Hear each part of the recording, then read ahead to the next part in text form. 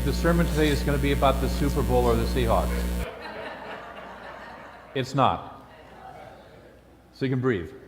However, yes, you're right. I just came back from 3 days in Seattle with a city that is gripped in Seahawk fever. Everything is blue and green everywhere, so it was great fun. But there's a more important holiday happening this weekend, a powerful metaphysical holiday. When I was in the Seattle church for a long time, Reverend Kathy Ann wanted to co-opt this holiday as the Science of Mind official holiday. She said all the Christian religions had taken all of the other holidays. Winter solstice had become Christmas, and the celebration of Estra, the goddess of fertility, had become Easter, and Halloween had become All Saints and All Souls Day and like that. And so she wanted to take Groundhog's Day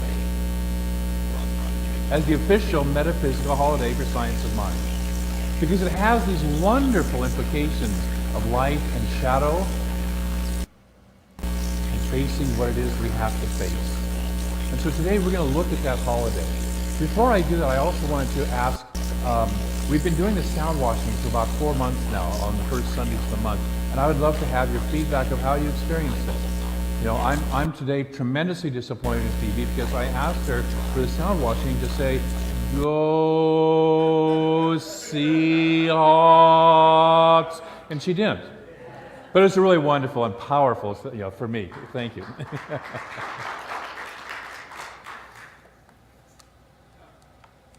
So we're going to talk about Groundhog's Day, and a Seahawk just might fly through the middle of the talk somewhere in there, but mostly it's going to be about that.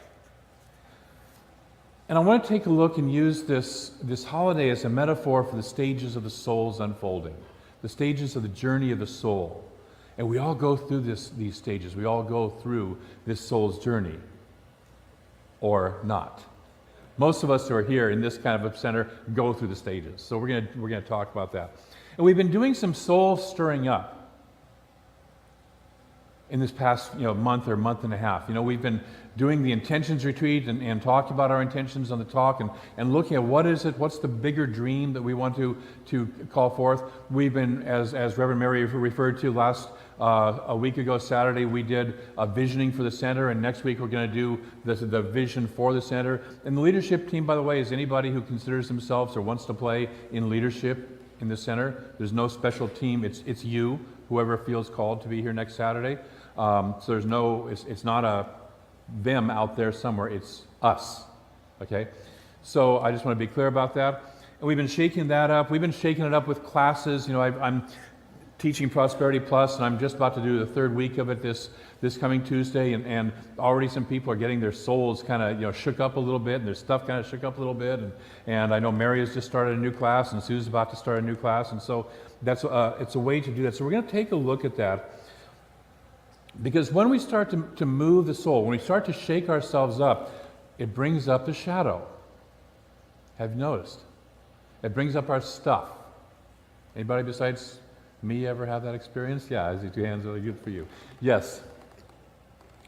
So it's helpful to understand that there's a process. It's helpful to understand that there's a roadmap through this. That this is not unique, and we're not by ourselves in this experience of experiencing being shook up. That the ups and the downs are part of the path and part of the process. And it's helpful to know that. So we're going to take a look at that today, 5 different stages of the journey of the soul. So stage 1, we're going to use the groundhog for our metaphor, because we all have an inner groundhog, don't we? A little rodent that likes if it's a sophisticated one, it's a rodent, that likes its underground burrow. And so that's where the groundhog starts off, is comfortable and asleep in its underground burrow. I've been like that in my life. Probably all of you have been like that at some point in your life. And the thing is, you know what? We all have some areas in our lives where we're underground and asleep and comfortable. It's really nice. And then something happens. We get a stirring. We get the call. This past week on Friday night, I was in Seattle for the ordination of a very dear friend of mine, Reverend Heather Venegas. An ordination for a ministry, you're in the process that we came out of. You're licensed as a minister, and then you have about a 2.5 to 3 year period where you kind of have to check it out, and ministry checks you out, and do you like it? Are you sure? And then ordination really is the marriage ceremony. Licensing is kind of the engagement ceremony, and ordination is the marriage ceremony where you say yes, and this is what I want to do. This is who I want to be married to, what I want to be married to. And she talked about answering the call, getting and answering the call. And the call for her ministry was a call when she first got it, said, no way, I'm not going to do that. I don't want to do that ministry. That is specifically the ministry I don't want to do. Guess what her ministry today is? That. Okay? And what's funny was, she realized, she came across some notes that she had written several years before, back when she was either a practitioner or early in ministerial school, and she had written down that that was her ministry, and then covered it over. And that's how we sometimes do the call. We get the call, we hear the call, but we're comfortable. We don't want to move. We don't want to shift. What, me grow? I'm happy here. I just got a call this weekend. Somebody I have my nice burrow all set up and comfortable, and something started to shift it, and something started to say, let's expand. One of the other calls that I got was I was talking with my sweetheart, with Cynthia, on the way home on the plane, and she was saying, one of the things I've done that I would really love to do again is skydive. Now, I'm one of those who does not believe in jumping out of a perfectly good airplane. There's no point in it. There's no reason for it. And I knew at that point in time that at some point in the next probably year, I'm going to skydive. And I see the picture of Frances Bliley, who is about my age, I think, when she did it, maybe a little bit older, and I figured that if she can do it, I can do it. Of course, then she says, I don't like the free fall part because you can't breathe. It's like, oh, great. Not only am I afraid of heights, not only do I not want to jump out of a plane, but then I can't breathe for half the way down. But it says once the parachute opens and you're kind of free floating, it's really cool. So that's a call. We all get them. Will you grow? Will you become more? Will you expand? That's the call we get. And the call sometimes comes as a gentle whisper. If we miss that, it comes as a little nudge. If we miss that, it comes as maybe a 2x4. If we miss that, it comes as a Mack truck. You know what I mean? Yep. We can answer it or not answer it. In the Gospel of Thomas, Jesus says, what is within us, if we allow it to come forth, will save us, will free us. And if we hold it within, will kill us. Your call, your soul's call, can free you or kill you, depending on whether you say yes or no. We've all met people who are cynical and they're dead. They may be walking around with their bodies still functioning, but they're dead in their heart and they're dead in their soul because they won't answer the call. The burrow is too safe, and so they stay tucked in the burrow. And so we answer the call. The Jewish Talmud says that there's an angel standing over every blade of grass saying, grow, grow. And what I believe is that there's an angel within us, a calling within us, a voice within us, an aspect of our beingness that is saying to us, grow, grow. We're part of an infinite universe. The only direction to do is grow. And if we don't, we're stagnating and we're dying. And so we start to answer the call, will you grow? And the only way to answer the call ultimately is yes. The only way out of that dilemma is through it. And so we go through. We move into the second stage, the search. So the groundhog finally answers the stirring, and he finally starts to crawl up his burrow, up out of his burrow, up the hole. We start to take an action. A couple weeks ago I talked about Martin Luther King's I Have a Dream speech. He didn't just have a dream, he took action, he took steps. And so once we get the call, it's not enough to say, oh, I got a call. We have to do something. We have to start moving in the direction that call calls us towards to make it happen. We have to say that this is what we want. And so we start to journey up out of that. We start to look for a teacher. We start to look for a process. We start to look for a pathway. Many of you came to a religious science church in the middle of that process in your lives. Sometimes the call, when we get it, is when everything goes wrong and we don't have anywhere else to go. Some people have come here through 12-step programs where they realize they've bottomed out and there's nothing else for them to do but get into a 12-step program and finally say, I need help. I'm powerless over, and I turn my life over to a power that is greater than me. Okay? And so we start to answer the call, we start to move to the call, we start to do the search. We start to find a teacher, we start to find a process. We finally find one that we settle on. Now this is a dangerous, just like in the call, you cannot answer the call, and that is the danger of the call. In the search, the danger of the search is we just keep on searching and searching and searching and searching. No teacher, no process, no way is ever good enough for us. And it's a way of not really answering the call and not really moving on. We just stay in the search. You've met people, I know, people who have bounced around from teacher to spiritual practice to church to minister to this, that, and the other, this book, that book, whatever, over and over again, never landing on one and saying, I'm going to take this and I'm going to grab it and I'm going to work with this process. Okay? And eventually you have to sit there and go, it may not be perfect, but it's taken me at least close enough to where I want to go that I'm going to work with that. And so you stop the search, and so you start to move into that, and that opens us up into then the third step of the soul's journey, which is the struggle. You like that word? The struggle. Struggle is a dirty word in religious science. Have you noticed? Many of us have at times prayed, I want a struggle-free life. Do you really? How boring. Now, there's painful dragging a ball and chain uphill, snowstorm, both directions kind of struggle. But then there's the process of effort, of making the effort. And that is what I'm talking about. Of having something to overcome and overcoming it. A Seahawk moment. 2 weeks ago, the Seahawks were playing the championship game that led to the Super Bowl. They played lousy football for 57 minutes. How many people saw that game? 57 minutes, terrible football. They were behind like 16-0, and it looked like it was hopeless. In the last 3 minutes, they pulled it together. Okay?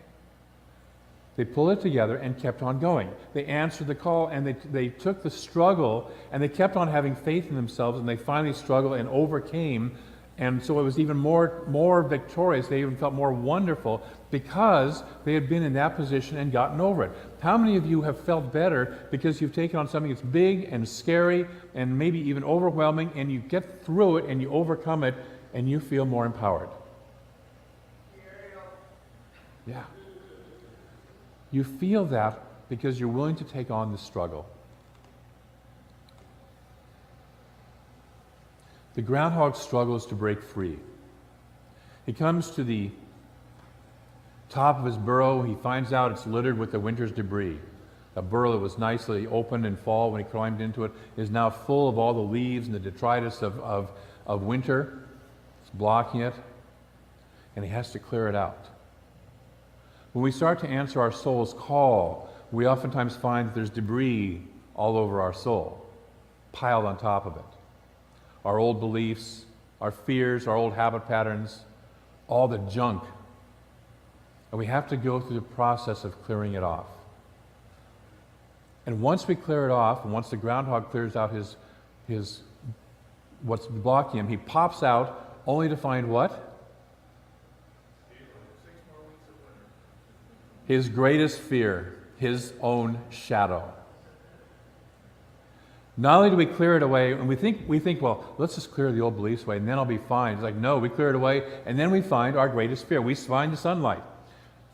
We find the shadow.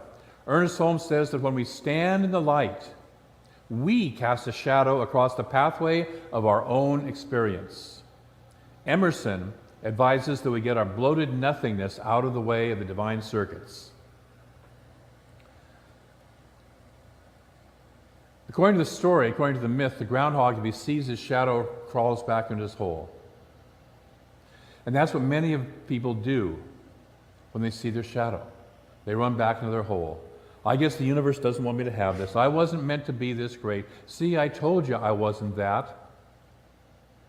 But not you and I, right? Because we're metaphysicians and we know what's really going on. And we have the guts to face the shadow and to turn around and see the light.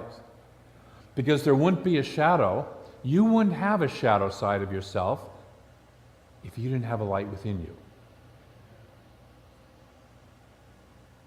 So the shadow that you're seeing is a shadow of your own stuff. And it looks big and scary, but it's not. You ever take, puppets and project them up on a wall from the light? You can do a little, hand motion, hand puppets, and you just got your little hands down there, but it looks like a big scary monster up on the wall. But it's really nothing. A little cardboard cutout, down here. And that's really all our shadows are. When we finally face them, when we finally look at it and say, you know what, I'm going to face that. Here's the thing with the groundhog. If the groundhog personality, the groundhog within us runs back into its hole, it comes back up 6 weeks later, guess what's still there? The shadow. Excepting now the light is what? 6 weeks brighter because it's 6 weeks further into spring. So he still, and the groundhog still, has to face the shadow at some point in time. So out of the question that's asked in the struggle is, will you face your shadow? Will you face it down and say, you know what? I no longer give this power. I no longer give this power over me. I am a magnificent expression of the light of God, and I am more powerful than that shadow. I am brighter than that shadow. It may look scary. It may look frightening. I may have had this experience in my life that every time before it looked like this, but I am still a magnificent expression of God. One of the things that was observed on the Seahawks sideline 2 weeks ago was that nobody was yelling at each other. If you looked at the Packers sideline, every time they made a mistake, the coaches were yelling at the players. Oh, you're yelling, what are you doing? All that stuff. On the other side, they were sitting there going, I believe in you, I believe in you. We're going to make this happen. We've got faith in each other. They talked about that afterwards, the faith they had in each other. When we stand in our faith, and when we stand and get support in our faith, that's why we have ministers and practitioners and classes and all this support process in this teaching. When we stand in that process, when we have just a community, we don't do spiritual practice alone all the time. When we have community, we get support.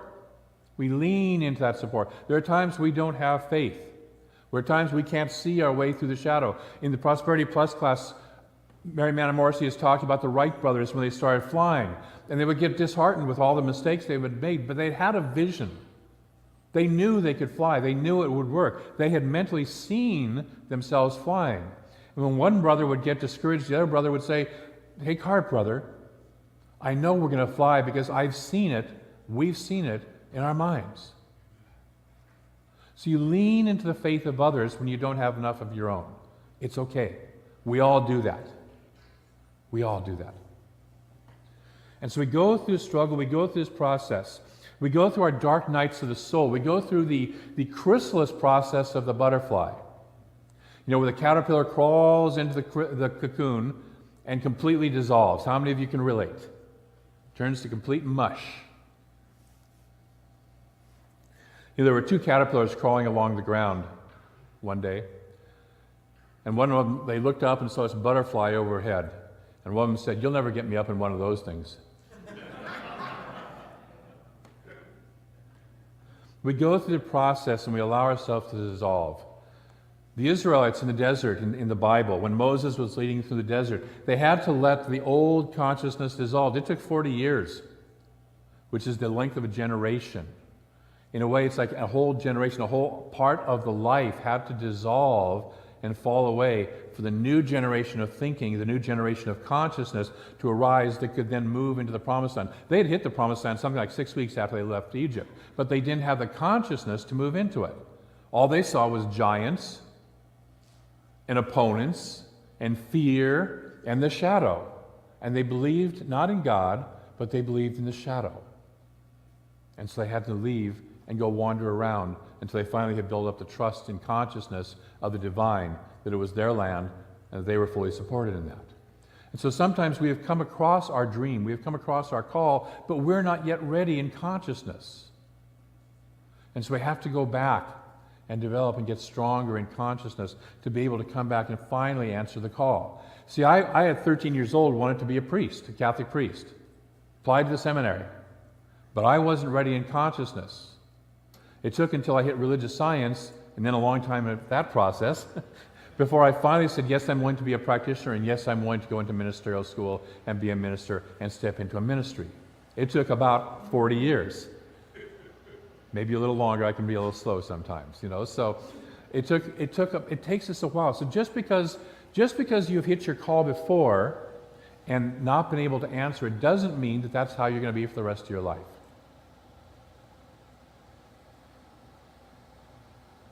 When I thought of the Seahawks game last week, 2 weeks ago, there's a wonderful parable that Jesus tells of the workers in the field. And the person who starts in the morning is paid the same as the person who comes in at the last hour. Anybody remember that parable? So, and his disciples are complaining, people are complaining, it's like, well, but the person who's been there since the morning, shouldn't they make more money because be paid more because they've worked longer and harder? And they're not understanding the pay that he's talking about. Because when we get to the kingdom of God, when we finally understand it, we are freed. And it doesn't matter if we discover it at 10 years old or at 90 years old on our deathbed. We get paid the same amount, freedom, full, complete joy,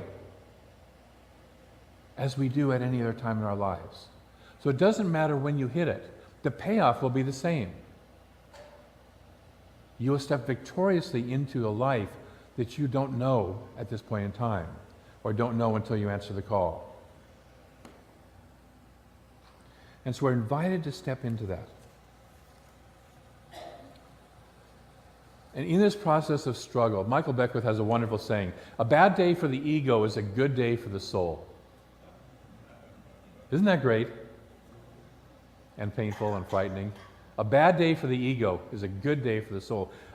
How many of you, like me, have sat there and you know, it's like a day when you sit there and go, oh my God, what did I just do? How did I do that? Yeah. And yet you look back on it later and realize that was one of the best things I could do to grow my soul. Finally, we hit step 4, which is breakthrough. We get out of the hole. The groundhog no longer bothers with the shadow. The shadow still exists, but it no longer threatens him. It's irrelevant. When we break out of our holes, it's not that we heal our shadow side, and we completely heal every detail of our lives and everything about it. It's that it no longer becomes relevant because we're so busy being the light that we truly are that the shadow is no longer relevant. We don't feed that wolf anymore, to use the Native American story. In the movie A Beautiful Mind, the character played by Russell Crowe, the mathematician, his name escapes me, John, anyway, doesn't matter, has multiple personality disorder. And it's run him around for most of the movie as real characters and real people. And at the end of it, he's gotten it back under control, he's worked with it. And an interviewer asked him, he says, have those voices gone away? And the camera sort of pans around, and the 3 characters who are acting out his voices are all sitting there walking with him. And he kind of looks over at them, and he looks back at the person who's asking the question, and he says, no, I just no longer listen to them or give them attention. Our shadow doesn't have to go away. You don't have to cure or heal or fix yourself or your shadow. You don't have to become perfect, whatever perfect is. You have to get so involved in the light, so involved in your call, that your shadow no longer is relevant. And you are so involved in answering that call, answering that dynamic call, being the light that you are, that the shadow isn't important anymore.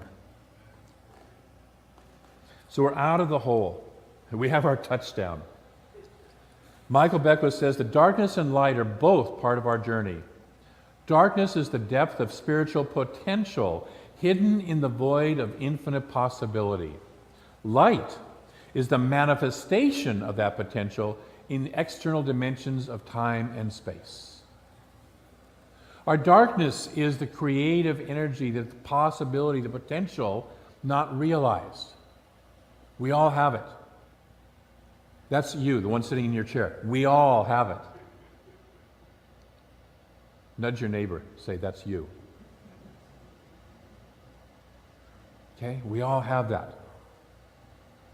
It becomes light when we finally say, yes, I'm going to allow that to manifest through me, and not just be a potential, but to be an actuality, to be a reality.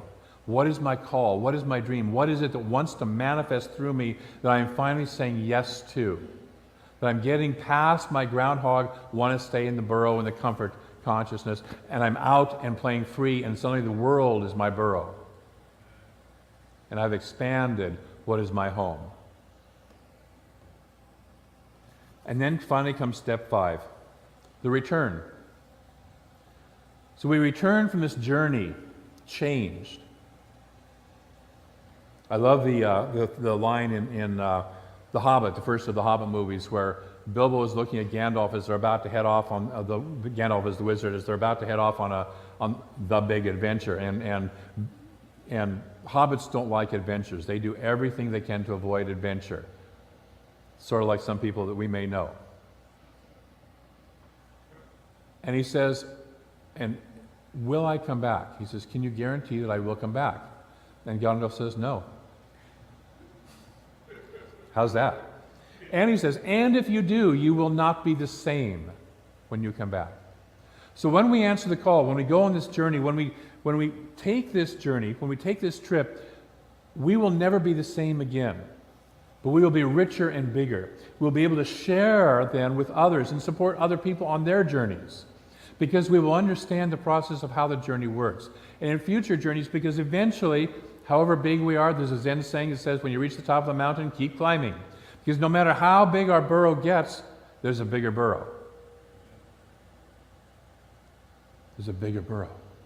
And so we will always be playing this process of growing, answering calls, starting off on our dream, searching, struggling, having the breakthrough, coming back and starting again. It's the dance that we do in life. It's a joyous dance. It's a fun dance when you finally realize that it's a dance. When you finally realize that, oh God, I get another opportunity to grow. And it's not, oh God, I get another opportunity to grow, which we've all said it like that, right? But we're growing into an infinite field of good, of joy, of love. How much of that can you stand? That's the question. Will you continue to grow? Because as we get to our next level, we understand there's another level. There's again, Mary Morrissey in the Prosperity Plus talks about, she's hiking with a friend of hers, and he gets up to the top of the trail and says, oh my God, look at this beautiful lake. And she's about 12 steps behind him, and she goes, what lake? There's no lake. She can't see a lake. It's not until she gets the last 12 steps up and over and looks down, there's this beautiful alpine lake in front of them. Okay? And so we keep climbing, because we don't know what the view is from the next thing. So we have to answer the call. We answer that call, and we keep on climbing.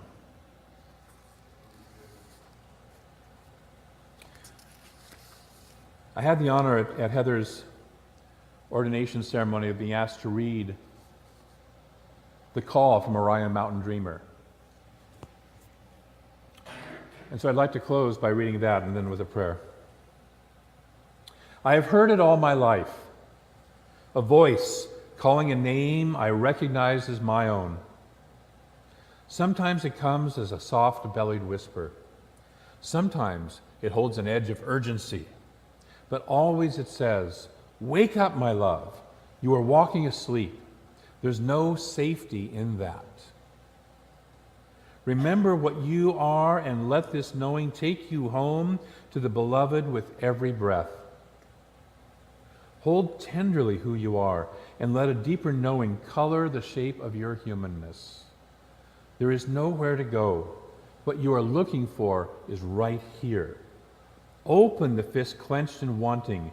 and see what you already hold in your hand. There is no waiting for something to happen, no point in the future to get to.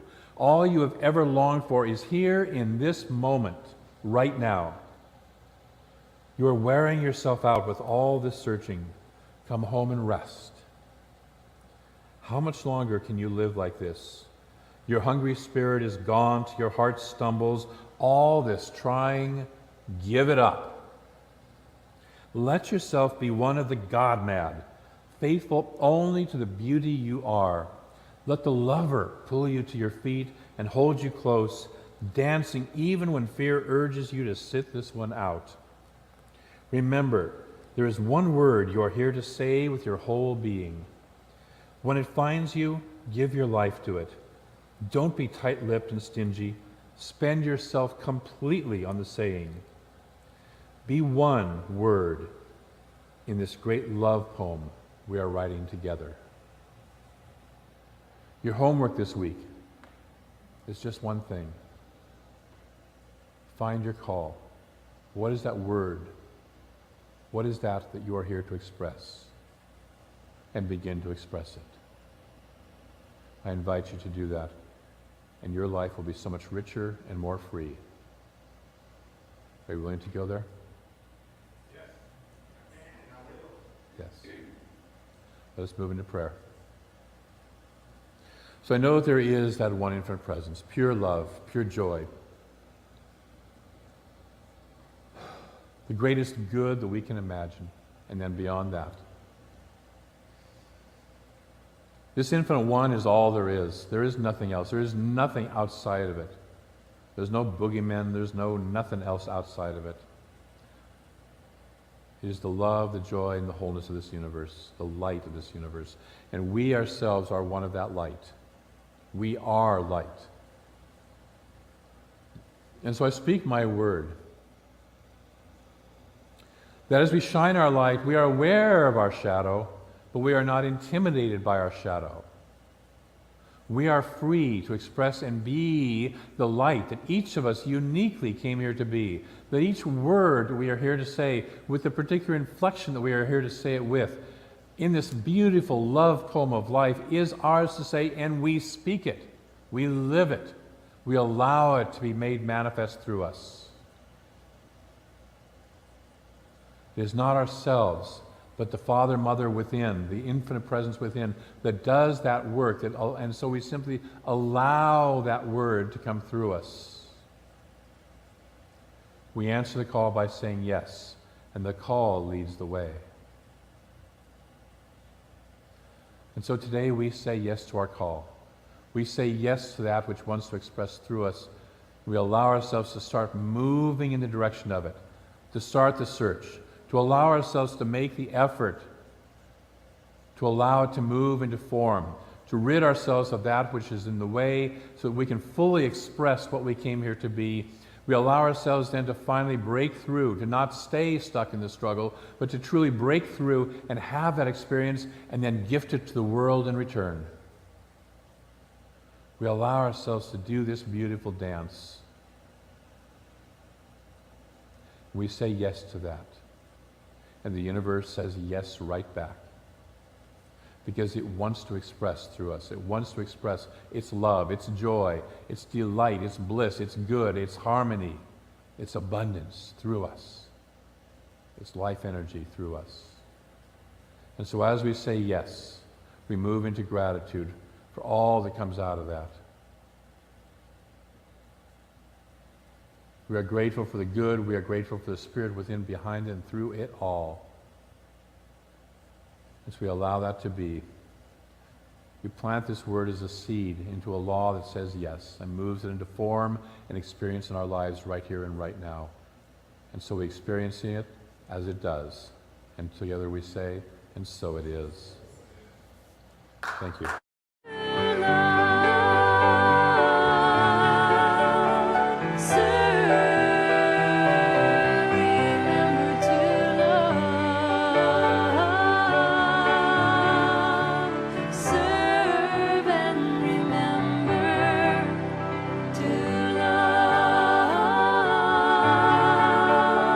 Serve and remember.